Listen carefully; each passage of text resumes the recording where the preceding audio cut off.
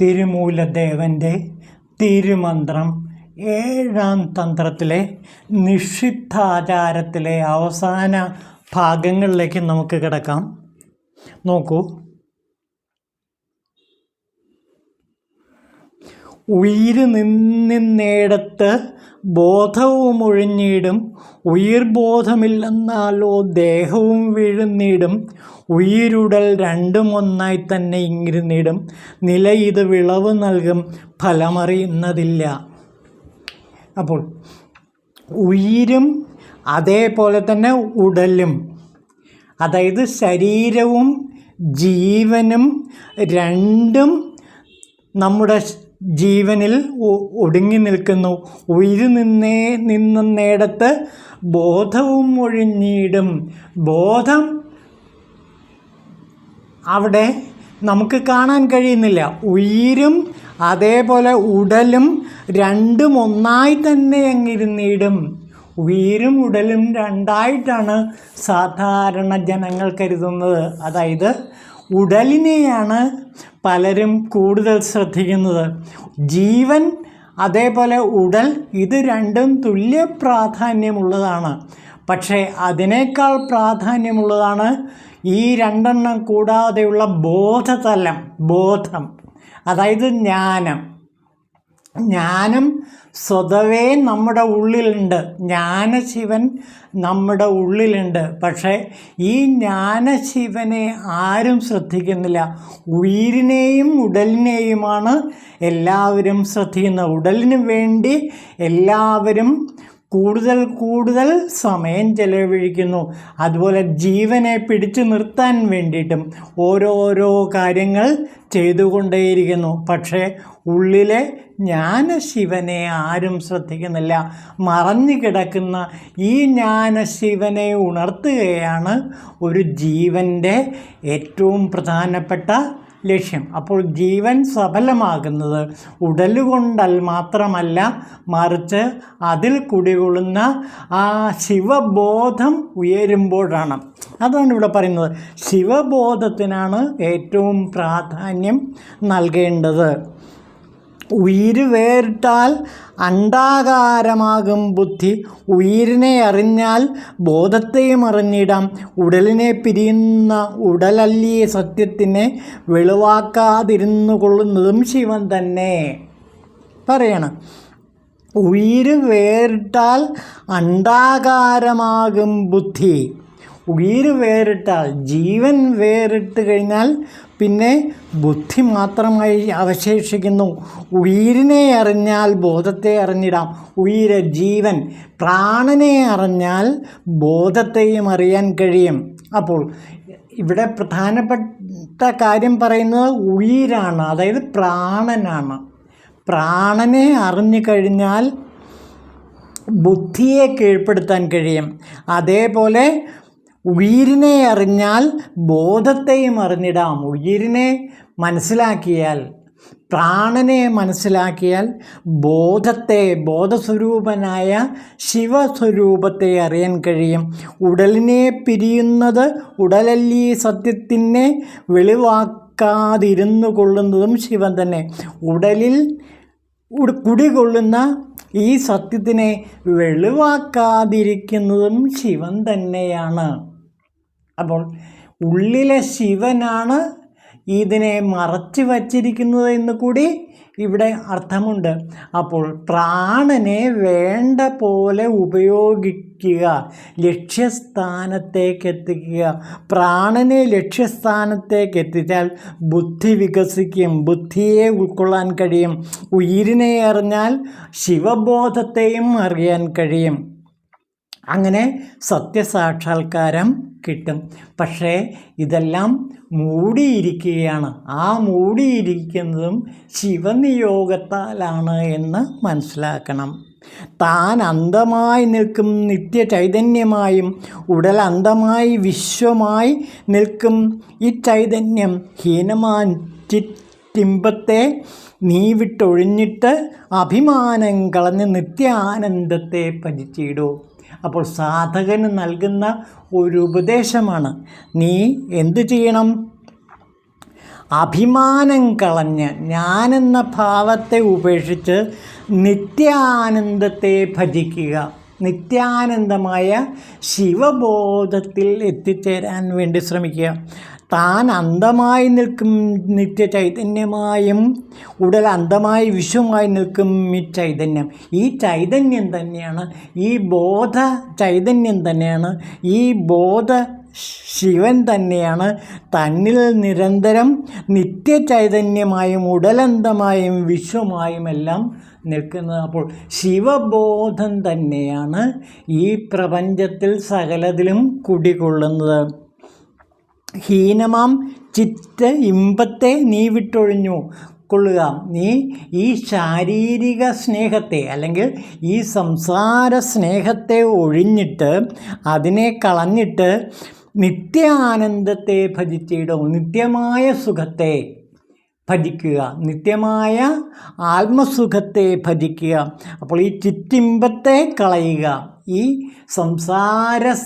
സംസാരത്തോടുള്ള ഒട്ടിച്ചേരൽ, ഈ സംസാരത്തോടുള്ള ഒട്ടിച്ചേരൽ അവസാനിപ്പിച്ചിട്ട് നീ നിത്യാനന്ദത്തെ പുൽകൂ എന്നാണ് തിരുമൂലദേവൻ പറയുന്നത്. അപ്പോൾ നീ നിൻ്റെ ശരീരബോധത്തിലല്ല, അല്ലെങ്കിൽ നിൻ്റെ മാനസിക തലത്തിലല്ല ജീവിക്കേണ്ടത്, മറിച്ച് നീ നിത്യാനന്ദമായ ശിവബോധത്തിലാണ് ജീവിക്കേണ്ടത്. കരുത്തുണ്ട് തൻ്റെ ഉള്ളിലെന്നേ തൊട്ടറിയാതെ പെരുത്തുകാലങ്ങളിൽ പോയി ദർശിച്ച് വാഴുന്നാഥൻ.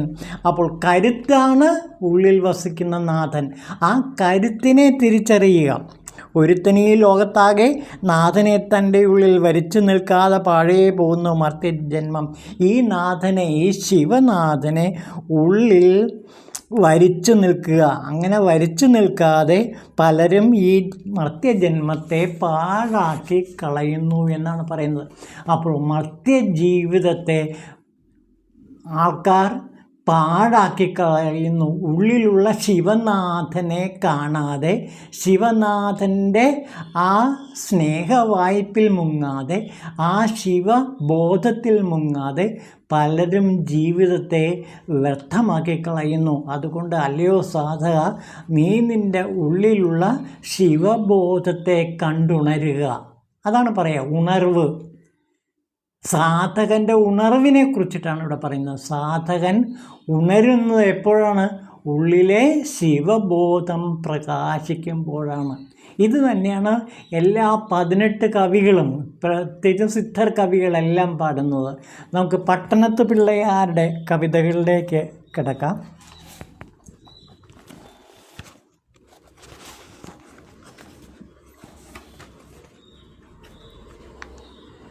നോക്കൂ,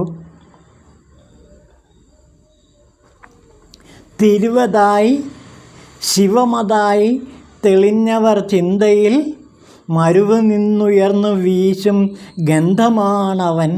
കരുവിലായി വിഴുന്നെഴും കർമ്മബന്ധമൊക്കെയും പരിധി തൻ മുൻ ഇരുളതായ ചര്യ അഗ്നി പോലതാം. കാണൂ നീ എൻ ഈശ്വരനെ, നിൻ ആജ്ഞ ഉള്ളിലായി ചേരും നടുവിലായി പോയോം ആ പൊരുൾ നിന്നിലായി. വേരും മുനയും തേടിയ മാലും അയനും വിരിഞ്ഞുപോയി പാരും വിണ്ണും പറന്ന് കണ്ടിടാത്തതാണത്രേ. അപ്പോൾ നോക്കൂ, കാണൂ നീ എൻ ഈശനെ നിൻ്റെ ഹൃദയത്തിൽ. ഏയ് ഈശനെ, ശിവഭഗവാനെ നീ നിൻ്റെ ഹൃദയത്തിൽ കാണൂ എന്നാണ് പറയുന്നത്.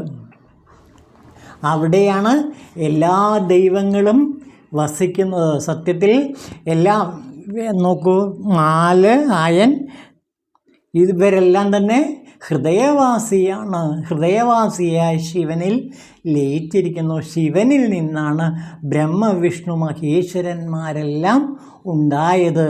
അതുകൊണ്ട് ഉള്ളിലെ ശിവനെ സാക്ഷാത്കരിക്കൂ എന്നാണ് പട്ടണത്ത് പിള്ളയാർ ഈ പാടലുകളിൽ വർണ്ണിക്കുന്നത്. അപ്പോൾ ഇതാണ് നിഷിദ്ധാചാരത്തിൽ തിരുമൂലദേവൻ നമുക്കായി പറഞ്ഞു തരുന്നത്. അതോടെ ഈ കാണ്ഡം അവസാനിച്ചു. ഇനി ഏഴാം തന്ത്രത്തിൽ ഹിതോപദേശമാണുള്ളത്. നമുക്കതുകൂടി എടുക്കാം.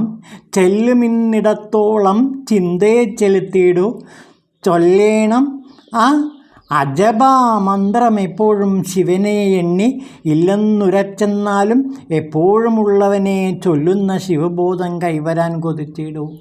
ശിവബോധം കൈവരുവാൻ വേണ്ടി എപ്പോഴും അജപാ മന്ത്രം ജപിക്കൂ എന്നാണ് തിരുമൂലദേവൻ പറയുന്നത്. ഏറ്റവും പ്രധാനപ്പെട്ട അജപ ഗായത്രി ജപിക്കൂ എന്നാണ് തിരുമൂലദേവൻ സാധകനെ ഉപദേശിക്കുന്നത്. എങ്ങനെ?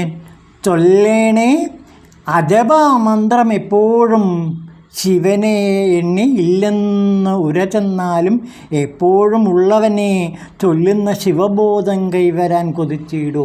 ശിവബോധം കൈവരാൻ വേണ്ടി അജപാ മന്ത്രം എപ്പോഴും, അതായത് സോഹം, അത് ഞാൻ തന്നെ, ശിവോഹം എന്നുള്ള അവസ്ഥ, ആ സോഹം മന്ത്രത്തെ എപ്പോഴും ജപിക്കുക. ഒന്നേ കുലം തനിക്ക് ദേവനും ഒന്ന് തന്നെ, നന്നാണ് നിനച്ചീടും പിറപ്പിറപ്പതുമില്ല, എങ്ങും പോയി പ്രാപിച്ചിടാനൊരു ഗതിയുണ്ടെന്നില്ല, നിന്നോരിടത്തിൽ തന്നെ ഗതി അറിഞ്ഞിടൂ. അപ്പോൾ വളരെ പ്രധാനപ്പെട്ട ഒരു പാടലാണിത്. ഒന്നേ കുലം തനിക്ക് ദേവനും ഒന്ന് തന്നെ, ഒരു കുലമേ ഉള്ളൂ, ഒരു ദേവനേ ഉള്ളൂ. ഇത് തന്നെ തിരുമൂലദേവൻ ഇതിനു മുമ്പും പറഞ്ഞിട്ടുണ്ട്. ഒൻറേ കുലമും ഒരുവനേ ദേവനും, ഒരു കുലമേ ഉള്ളൂ, ഒരു ദേവനേ ഉള്ളൂ. ആ കുലം എന്ന് പറയുന്നത് മനുഷ്യകുലം അല്ലെങ്കിൽ ജീവൻ എന്ന കുലം. ആ ജീവൻ എന്ന കുലത്തിൽ ഒരു ദേവനേ ഉള്ളൂ, ശിവദേവൻ അല്ലെങ്കിൽ ഈശ്വരൻ. അത് എന്തില്ല? പിറപ്പുമില്ല, ഇറപ്പുമില്ല, ജനന മരണങ്ങളില്ലാത്ത, അനാദിയായ, ആദിമധ്യാന്തങ്ങളില്ലാത്ത ഭഗവാൻ. എങ്ങും പോയി പ്രാപിച്ചിടുന്നൊരു ഗതി ഉണ്ടെന്നില്ല, നിന്നൊരിടത്തിൽ തന്നെ ഗതി അറിഞ്ഞിടൂ. എപ്പോഴും മനുഷ്യന് ജീവിതത്തിന് ഗതി നൽകുന്നത് ഈ സ്ഥായിയായ ശിവബോധമാണ്. ഒന്നേ കുലം, ഒരേ കുലമേ ഉള്ളൂ, ഒറ്റ കുലമേ ഉള്ളൂ. അതായത് ഒരു ജാതി, ഒരു മതം, ഒരു ദൈവം, മനുഷ്യന് എന്ന് പറയുന്നില്ലേ, അത് ശൈവ സിദ്ധാന്തത്തിൻ്റെയും കൂടെ കാതലാണ്. തിരുമൂലദേവൻ തിരുമന്ത്രത്തിലും ഇത് പലപാട് പറഞ്ഞിട്ടുണ്ട്. ഒന്നേ കുലം തനിക്ക് ദേവനും ഒന്ന് തന്നെ. അങ്ങനെ ഒരു കുലമേ ഉള്ളൂ, ഒരു ദേവനേ ഉള്ളൂ, ഒരു ജന്മം, ഒരു ജീവനേ ഉള്ളൂ, ഒറ്റ ജീവൻ. ആ ജീവനിൽ കുടികൊള്ളുന്ന ഒറ്റ ദൈവമാണ്. ആ ദൈവമാണ് ജ്ഞാനം അല്ലെങ്കിൽ അറിവ് അല്ലെങ്കിൽ ബോധം, ശിവബോധം എന്ന് പറയുന്നത്. ആ ശിവബോധത്തെ സാക്ഷാത്കരിക്കൂ. ഈ കായം വിട്ട് ഒഴിഞ്ഞിട്ട് ഇനിയൊരു കായത്തിങ്കൽ പൊക്കു വീണ്ടും വരാതിരുന്നിടും വഴിയെ നോക്കൂ. ഇനിയൊരു ജന്മമില്ലാത്ത വിധത്തിൽ ഈ ഉള്ളിലെ ശിവബോധത്തെ ഉണർത്തൂ.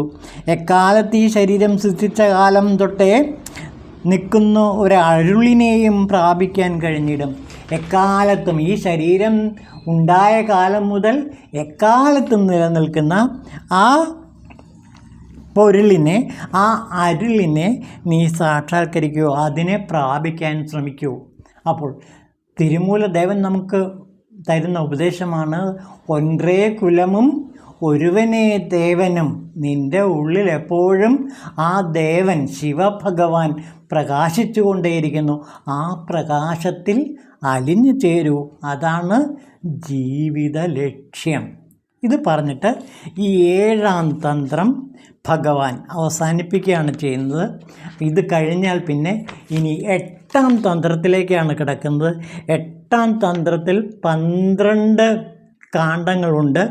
ഉടലിൽ പഞ്ചഭേദം, അവസ്ഥാഭേദം, അറിവുദയം, ആറന്തം, പതി പശുപാശം, അടുമുടി അറിവ്, പരലക്ഷണം, കാര്യകാരണ ഉപാധി, ഉപശാന്തം, ലക്ഷണാത്രയം, തത്വമസി, ജ്ഞാനിയുടെ അവസ്ഥാവിശേഷങ്ങൾ. ഇതാണ് 8ാം തന്ത്രത്തിൽ വരുന്നത്. നമുക്ക് അടുത്ത ദിവസം 8ാം തന്ത്രത്തിലേക്ക് കിടക്കാം. അപ്പോൾ 7ാം തന്ത്രത്തിലും തിരുമൂലദേവൻ നമ്മളോട് പറയുന്നത് ശിവൻ്റെ ആലയമാണ് ഈ ശരീരം. ഒன்றേ കുലമും ഒരുവനേ ദേവനും. ഒറ്റ ജാതിയേയുള്ളൂ, ഒറ്റ പ്രാണനേയുള്ളൂ. ആ പ്രാണനിൽ ഒറ്റ ശിവൻ, അതായത് ഏകദൈവം എപ്പോഴും പ്രകാശിച്ചു കൊണ്ടേയിരിക്കുന്നു. ആ പ്രകാശത്തെ കണ്ടറിഞ്ഞ് അതിൽ ലയിച്ചു ചേരുക. ഇതാണ് 7ാം തന്ത്രത്തിൽ തിരുമൂലദേവൻ നമുക്ക് നൽകുന്ന ഉപദേശം. ഓം ശിവായ തിരുമൂലദേവായ നമഃ.